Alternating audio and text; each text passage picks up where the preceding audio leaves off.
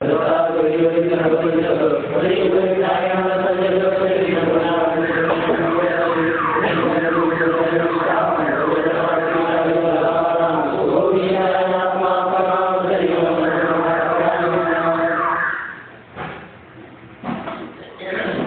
सांगितलं की ज्ञानवान पुरुष हा कर्माचा अधिकारी नाही, कारण अपरोक्ष ज्ञानाचा अपरोक्ष भ्रांतीशी विरोध आहे. परोक्ष ज्ञानाचा आणि अपरोक्ष भ्रांती यांचा विरोध नाही. त्यामुळं देहाहून आत्मा भिन्न असून तो कर्माचा कर्ता आहे किंवा कर्मफलाचा भोगता आहे असं ज्यात ज्ञान आहे तो पुरुष कर्माचा अधिकारी आहे.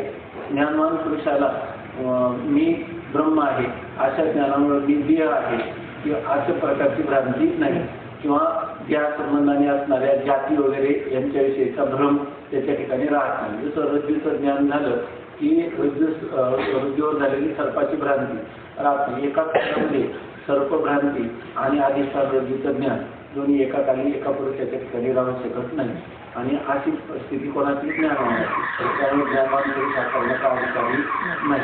तसंच ज्याला काय देहात्मा बुद्धी आहे, देहच आत्मा आहे अशा प्रकारचे ज्याची बुद्धी तोही वैदिक कर्माचा अधिकारी नाही, कारण वैदिक कर्मामध्ये आत्मा देहावरून भिन्न मानावा लागतो आणि तो लोकांतराला गमन करणारा आहे असं मानावं लागतं. यांच्या दृष्टीनं देहच आत्मा म्हटलं की देहाबरोबर आत्म्याचा नाश, त्यामुळे त्याच्या कर्मफल भोगण्याचा पुढचा प्रश्नच उद्भवत नाही.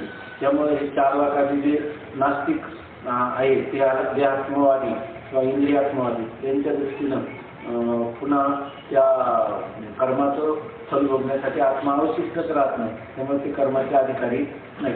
एक ज्ञानवान पुरुष कर्माचा अधिकारी नाही, आणि एक देहात्माभिमानवान पुरुष जो आहे तोही कर्माचा अधिकारी नाही. फक्त जे देहाहून आत्मा भिन्न असून तो पुण्य पापरूप कर्माचा करता आहे आणि सुखदुःखरूपी कर्मफलाचा भोगता आहे असं ज्यांची जाणीव आहे तेच लोक फक्त कर्माचे अधिकारी, मी कर्माचा अधिकार त्यांना नाही.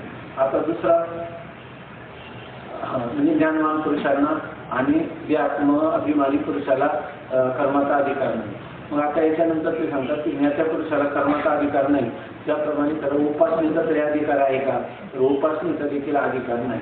आणि हे सांगत असताना त्यांनी पाठीमागे जे काही 3 उपपत्ती सांगितल्या त्यांचं क्रमाक्रमाने खंडन करतात. पहिली उपपत्ती त्यांनी सांगितलं की 2 पंखाच्या साहाय्याने पक्षी या भौतिक आकाशात उड्डाण करतो, त्याचप्रमाणे तिला आकाशात उड्डाण करायचं असेल तर म्हणून तुला एक कर्म उपासनासहित एक पंख आणि ज्ञान हा दुसरा पंख पाहिजे. तर एक दृष्टांत आपातता दिसायला जरी फार सोपपत्तिक आहे किंवा ही उपपत्ती खूपच उचित आहे असं जरी आपल्याला वाटत असलं तरी जर आतापर्यंत झालेल्या चिंतनाने जर विचार केला तर कर्म स्थूल आहे आणि उपासना हे मानस कर्म हे थोडं सूक्ष्म आहे. म्हणून कर्म उपासनेचा एक जो पंख आहे तो पंख कोणाला आहे की ज्या पुरुषाला मी देह आहे असं वाटतं, ते मी देहाहून भिन्न असून मी कर्माचा करता आहे असं वाटतं, तो एक पंख झाला. आणि दुसरा पंख जो आहे दुसरा पंख झाला मी देहाहून भिन्न आहे अकर्ता अभोक्ता आहे, हा ज्ञानाचा पंख झाला. याचा अर्थ इथं आकाशात उड्डाण करताना ते दोन्ही पक्ष्यांना काय एकाच वेळेला तो पक्षी दोन्ही पंखाचा उपयोग करून आकाशात उड्डाण करू शकतो. म्हणजे हे जो 2 पंख हे परस्पर विरुद्ध आहे. एकाच आहे अकर्ता अभोक्ता आत्मबुद्धी आणि एकाच एक कर्ता कर्तृत्व भोक्तृत्व आत्मबुद्धी. अशा प्रकारचे जे 2 पंख हे परस्पर विरुद्ध आहे. त्यामुळे या दोघांचा समुच्चयाने तुम्हाला मोक्षाची प्राप्ती असं म्हणता येणार नाही असं सांगितलं. कारण ज्ञान काळामध्ये कर्म राहणार नाही आणि कर्मकाळामध्ये ज्ञान राहणार नाही. कर्माचा अधिकारी वेगळा, कर्माचं स्वरूप वेगळं आणि कर्माचं फल वेगळं. तर ज्ञानाचा अधिकारी वेगळा, ज्ञानाचं स्वरूप वेगळं आणि ज्ञानाचं फल वेगळं. म्हणजे कर्ता कारक आणि फल यांच्यामध्ये भेद असल्यामुळं या ठिकाणी तुम्हाला हे 2 पंख एकत्र पाहिजे किंवा कर्म उपासना आणि ज्ञान यांचा समसमुच्चय हा पक्षीच्या पंखाचा दृष्टांत देऊन सांगता येणं शक्य नाही. आता त्याच्यानंतर दुसरं त्याने उपपत्ती सांगितली होती रामेश्वर सेतूचं दर्शन. पण रामेश्वराच्या ठिकाणी असणारं सेतूचं दर्शन म्हणजे सेतूचं ज्ञानही पाहिजे आणि तिथं श्रद्धेचे गमन क्रिया आवश्यक आहे. म्हणजे याचा ज्ञान आणि कर्म यांचा समुच्चय. तसं तिथं कर्म उपासना आणि ज्ञान यांचा समुच्चय आवश्यक आहे असं त्यांनी सांगितलं होतं. पण ते म्हणतात की रामेश्वर सेतू दर्शनाचा दृष्टांत सुद्धा विषमच आहे, कसा ते सांगतात.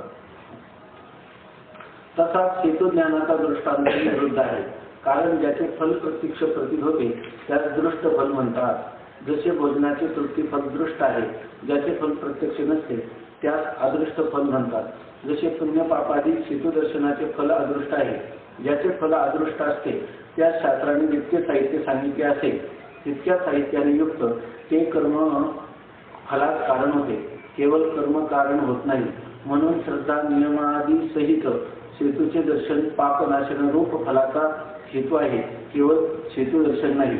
आणि ब्रह्मज्ञानाचे फल जो मोक्ष तो दृष्ट आहे, म्हणून ब्रह्मज्ञान मोक्ष फलोत्पत्तीविषयी कर्मोपासनेची अपेक्षा करीत नाही. ब्रह्मविद्येचे फल जर स्वर्गाप्रमाणे लोकविशेष अदृष्ट असते तर शास्त्राने तसे सांगितले असते, पण शास्त्र तसे सांगत नाही. कर्मोपासनेपासूनच लोकविशेष फल शास्त्र सांगते.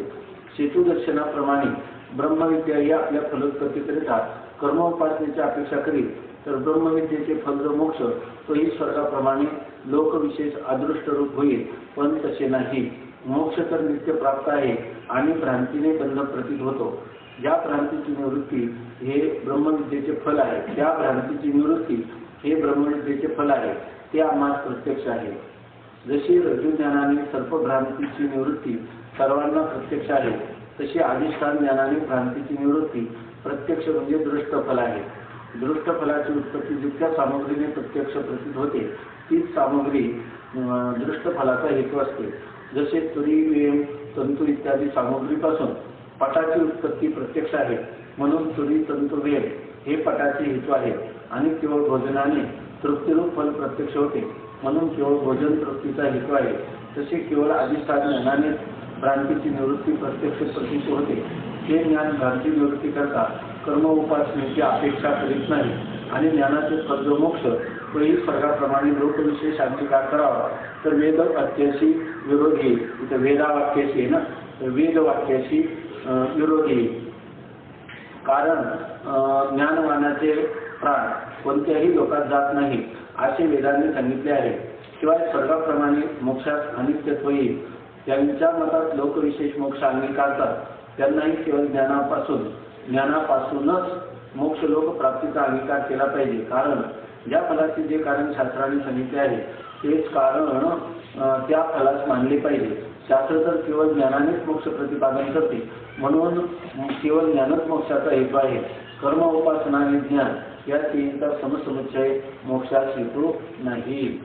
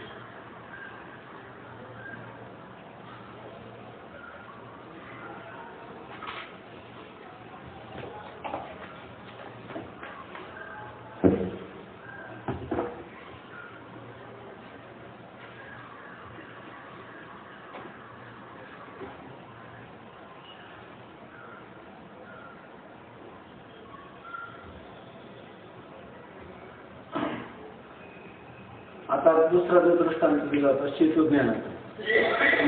रामेश्वराचा जो सेतू आहे त्याचं प्रत्यक्ष ज्ञानही पाहिजे, आणि त्या ठिकाणी नुसतं ज्ञान असून पापनाश होणार नाही. रामेश्वर सेतू दर्शनात तर त्याच्याबरोबर श्रद्धासहित तिथं गमनही घडलं पाहिजे. म्हणजे श्रद्धासहित गमन हे कर्म आहे की नाही त्या ठिकाणी, आणि त्याचं रामेश्वर सेतूचं ज्ञान आहे.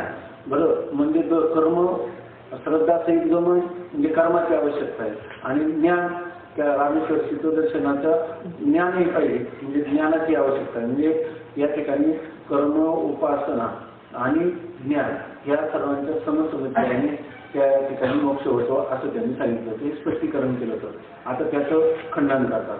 कसं ते पहा. तसाच सेतू ज्ञानाचा दृष्टांतही विरोधी आहे. जसा दोन पक्षाच्या दोन पंखाचा दृष्टांत हा विरोधी होता, तसाच सेतुदर्शनाचा जो दिलेला दृष्टांत पूर्व पक्षाने तोही विरोधी. कसं ते सांगतात. कारण ज्याचे फल प्रत्यक्ष प्रतीत होते त्यास दृष्ट फल म्हणतात. कोणत्याही गोष्टीचा जेव्हा आपण फलाचा विचार करतो तेव्हा त्याचे दोन फले, एक दृष्ट फले एक अदृष्ट फले. काही जसं आपण आता भोजन केलं तर तृप्ती हे काय झालं आपल्याला दृष्ट फले. आणि काही आता आपण या ठिकाणी पुण्यरूप कर्म केलं तर स्वर्गाला जाणार, ते मृत्यूनंतर जाणार, ते फल आपल्याला आता दृष्ट आहे का, तर ते अदृष्ट फल आहे. तेव्हा ते सांगतात की ज्याचं फल प्रत्यक्ष प्रतीत होतं, म्हणजे आता त्या फलाचा काय होतो अनुभव येतो, त्याला म्हणायचे दृष्ट फल. प्रत्यक्ष प्रतीला जे येतं त्याला दृष्ट फल म्हणतात. जसे भोजनाचे तृप्ती फल दृष्ट आहे, ज्याचे फल प्रत्यक्ष नसते त्यास अदृष्ट फल म्हणतात. जसं एखाद्याचं फल जर आपल्याला प्रत्यक्ष अनुभवाला आता आलं नाही, मग ते फल नंतर मिळणार आहे, त्याचा अर्थ ते फल अदृष्ट आहे, अजून आपल्याला प्रतीला आलेलं नाही. जसे पुण्य पापाचे सेतुदर्शनाचे फल अदृष्ट आहे. आता सेतुदर्शन तुम्ही काय म्हणता, सेतुदर्शनाचं फल आहे, तर सेतुदर्शनाचं कोणतं फल आहे, पापनाशन रूप फल आहे. परंतु सेतुदर्शन याचं मिळणारं जे फल आहे पापाचा नाश, तर हे दृष्ट आहे का, आता आपल्याला कळतंय का पापाचा नाश झाला, हे कळत नाही, ते अदृष्ट फल आहे. ज्याचे फल अदृष्ट असते त्या शास्त्राने जितके साहित्य सांगितले असेल तितक्या साहित्याने युक्त ते कर्म फलास कारण होते, केवळ कर्म कारण होत नाही. आणि ज्याचं फल अदृष्ट सांगितलेले ना, मग ते अदृष्ट फल प्राप्त होण्यासाठी जितकं साहित्य शास्त्राने सांगितलेलं असेल तेवढ्या साहित्यासहित ते कर्म झालं तरच ते अदृष्ट फल प्राप्त होतं. केवळ ते कर्म केलं म्हणून चालणार नाही. त्या कर्माची जेवढी सामग्री सांगितली त्या सामग्रीची सगळी जुळवाजुळव करून जर आपण यथार्थ रीतीनं त्या कर्माचं अनुष्ठान केलं तरच त्यापासून अदृष्ट फल प्राप्त होतं. केवळ ते कर्म केलं म्हणजे अदृष्ट फल प्राप्त होत नाही. याचा अर्थ आपल्याला ती सगळी सामग्री कोणतीही ज्ञात असली पाहिजे, तिची जुळवाजुळव केली पाहिजे, तिचं पुन्हा उपयोगिता म्हणजे तिच्या अनुष्ठानामध्ये जे सांगितलेलं जी रीती आहे त्या रीतीनं तिचं अनुष्ठान केलं पाहिजे. तेव्हा तुम्हाला हे अदृष्ट पापनाशन इत्यादी फल प्राप्त होईल, अन्यथा प्राप्त होणार नाही. कारण जेवढी शास्त्राने साहित्य सांगितलं असेल, सामग्री सांगितली असेल, तेवढी सामग्री जुळवली आणि नंतर त्या कर्माचं अनुष्ठान केलं तरच ते कर्म तुम्हाला तुमचं प्रयोजन सिद्ध करेल, अन्यथा करणार नाही. कोणत्या बाबतीत त्या कर्माचं फल कधी प्राप्त होईल, जर ते अदृष्ट फल सांगितलं असेल तर. जसे पुण्य पापादी सेतुदर्शनाचे फल अदृष्ट आहे, त्याचे फल अदृष्ट असते त्या शास्त्राने जितके साहित्य सांगितले असेल तितक्या साहित्याने युक्त ते कर्म फलात कारण होते, केवळ कर्म कारण होत नाही. म्हणून श्रद्धा नियमादिसहित सेतूचे दर्शन पापनाशनरूप फलाचा हेतू आहे, केवळ सेतू दर्शन नाही. केवळ सेतूचं दर्शन केलं तर पापनाशन होणार नाही. तिथं श्रद्धागमनासहित कर्माची काय हे जरुरी आहे. आपल्या ठिकाणी श्रद्धा असली पाहिजे आणि आपण त्या सेतूपर्यंत गेलं पाहिजे. नुसतं सेतूचं ज्ञान होऊन उपयोग होणार नाही. कारण हे पापनाशन रूपी जे फल आहे ते कोणतं फल आहे, दृष्ट फल आहे का अदृष्ट फल आहे. जिथं जिथं अदृष्ट फल असतं तिथं श्रद्धा नियमासहित गमन हे आवश्यक आहे आणि सेतुदर्शनही आवश्यक आहे. पण फल कोणते मात्र अदृष्ट आहे. आणि ब्रह्मज्ञानाचे फल जो मोक्ष तो दृष्ट आहे.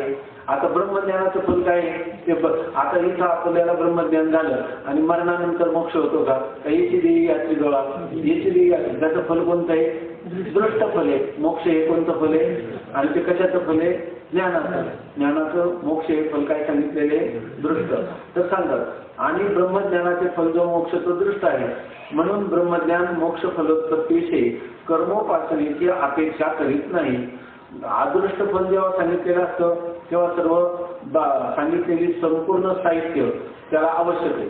म्हणजे ज्या वेळेला सेतुदर्शनापासून पापनाशन हे फल सांगितलेलं असतं ते अदृष्ट फल असल्यामुळं केवळ सेतुदर्शनाने पापनाश होणार नाही. त्या ठिकाणी श्रद्धा गमनसहित कर्माची जरुरी आहे. कारण त्याचं फल कसं आहे अदृष्ट.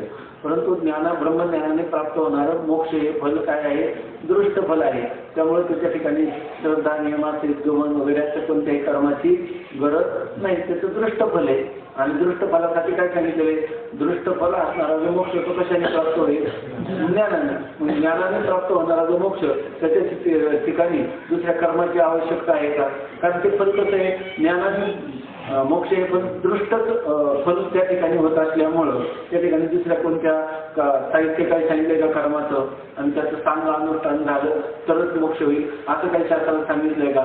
नाही. याचं कारण तिथं जिथं तिथं सांगितलं कर्म उपासना सहित ज्ञान असं जिथं सांगितलं ते कोणाच्या बाबतीत सांगितले? अदृष्ट फलाच्या बाबतीत सांगितलं.